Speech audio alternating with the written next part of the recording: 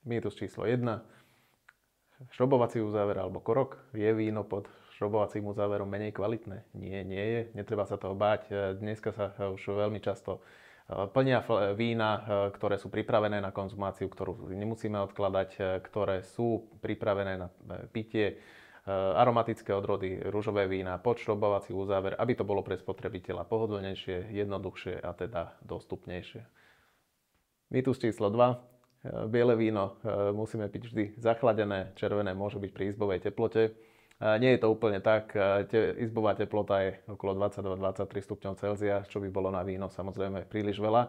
Aj červené vína je dobré mať troška zachladené, minimálne okolo tých 16-18 stupňov v prípade ťažkých vín.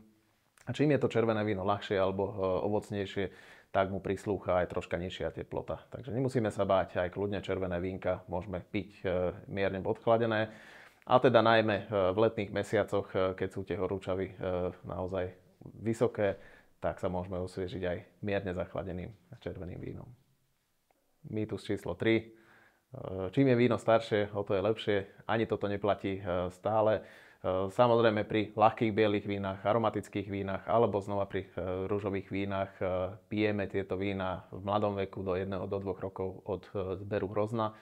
A to znamená, nie je potrebné ich uskladňovať. Sú vína, ktoré vedia vyzrievať ďalej a teda je dobré, keď niekoľko rokov si ich odložíme, ale nie je to pravidlo, že každé jedno víno je lepšie svojim vyšším vekom.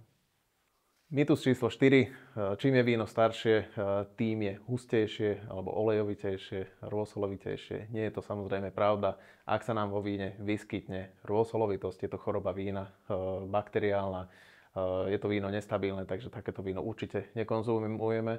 Ale v prípade veľmi starých aj historických vín stále platí, že to víno je stále v tekutej podobe a teda nikdy nie je hustejšie starnutím. Mýtus číslo 5. Biele víno nie je také zdravé ako červené. Z určitého pohľadu je to pravda, ale nie je to úplne fakt.